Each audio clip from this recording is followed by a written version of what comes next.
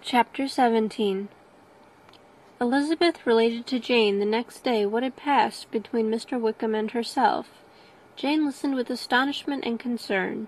She knew not how to believe that Mr. Darcy could be so unworthy of Mr. Bingley's regard, and yet it was not in her nature to question the veracity of a young man of such amiable appearance as Wickham. The possibility of his having endured such unkindness was enough to interest all her tender feelings, and nothing remained therefore to be done but to think well of them both, to defend the conduct of each, and throw into the account of accident or mistake whatever could not be otherwise explained. "They have both," said she, "been deceived, I dare say, in some way or other, of which we can form no idea. Interested people have perhaps misrepresented each to the other. It is, in short, impossible for us to conjecture the causes or circumstances which may have alienated them, without actual blame on either side." "Very true indeed. And now, my Jane, what have you got to say on behalf of the interested people who have probably been concerned in the business? Do clear them too, or we shall be obliged to think ill of somebody." "Laugh as much as you choose, but you will not laugh me out of my opinion. My dearest Lizzie, do but consider in what a disgraceful light it places Mr. Darcy, to be treating his father's favourite in such a manner, one whom his father had promised to provide for. It is impossible. No man of common humanity, no man who had any value for his character, could be capable of it. Can his most intimate friends be so excessively deceived in him? Oh, no! I can much more easily believe Mr. Bingley's being imposed on, than that Mr. Wickham should invent such a history of himself as he gave me last night. Names, facts, everything mentioned without ceremony. If it be not so, let Mr. Darcy contradict it. Besides, there was truth in his looks. It is difficult indeed. It is distressing. One does not know what to think." "I beg your pardon, one knows exactly what to think." But Jane could think with certainty on only one point, that Mr. Bingley, if he had been imposed on, would have much to suffer when the affair became public. The two young ladies were summoned from the shrubbery where this conversation passed by the arrival of the very persons of whom they had been speaking. Mr. Bingley and his sisters came to give their personal invitation for the long-expected ball at Netherfield, which was fixed for the following Tuesday. The two ladies were delighted to see their dear friend again, calling it an age since they had met, and repeatedly asking what she had been doing with herself since their separation. To the rest of the family they paid little attention, avoiding Mrs. Bennet as much as possible, saying not much to Elizabeth, and nothing at all to the others. They were soon gone again, rising from their seats with an activity which took their brother by surprise, and hurrying off as if eager to escape from Mrs. Bennet's civilities. The prospect of the Netherfield ball was extremely agreeable to every female of the family.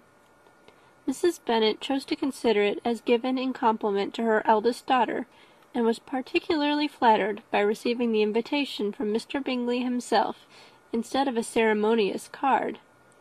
Jane pictured to herself a happy evening in the society of her two friends and the attentions of their brother, and Elizabeth thought with pleasure of dancing a great deal with Mr. Wickham, and of seeing a confirmation of everything in Mr. Darcy's look and behaviour. The happiness anticipated by Catherine and Lydia depended less on any single event or any particular person, for though they each, like Elizabeth, meant to dance half the evening with Mr. Wickham, he was by no means the only partner who could satisfy them, and a ball was at any rate a ball. And even Mary could assure her family that she had no disinclination for it. "While I can have my mornings to myself," said she, "it is enough. I think it is no sacrifice to join occasionally in evening engagements. Society has claims on us all, and I profess myself one of those who consider intervals of recreation and amusement as desirable for everybody." Elizabeth's spirits were so high on this occasion that though she did not often speak unnecessarily to Mr. Collins, she could not help but asking him whether he intended to accept Mr. Bingley's invitation, and if he did, whether he would think it proper to join in the evening's amusement, and she was rather surprised to find that he entertained no scruple whatever on that head, and was very far from dreading a rebuke either from the Archbishop or Lady Catherine de Bourgh by venturing to dance.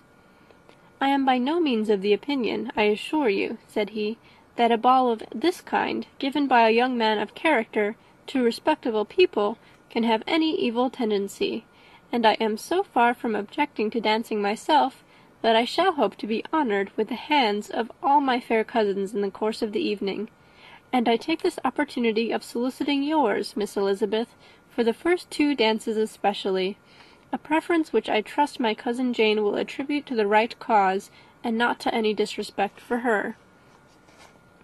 Elizabeth felt herself completely taken in. She had fully proposed being engaged by Mr. Wickham for those very dances, and to have Mr. Collins instead! Her liveliness had never been worse timed. There was no help for it, however. Mr. Wickham's happiness and her own were perforce delayed a little longer, and Mr. Collins' proposal accepted with as good a grace as she could. She was not the better pleased with his gallantry from the idea it suggested of something more. It now first struck her that she was selected from among her sisters as worthy of being mistress of Hunsford Parsonage, and of assisting to form a quadrille table at Rosings, in the absence of more eligible visitors.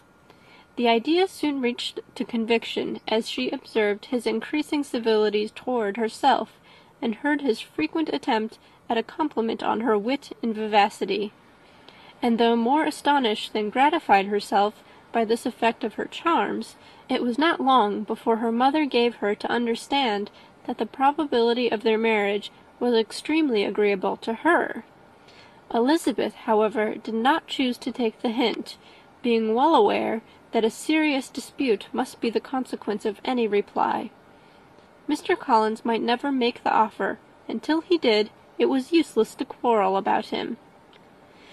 If there had not been a Netherfield ball to prepare for and talk of, the younger Miss Bennets would have been in a very pitiable state at this time, for from the day of the invitation to the day of the ball there was such a succession of rain as prevented their walking to Meryton once.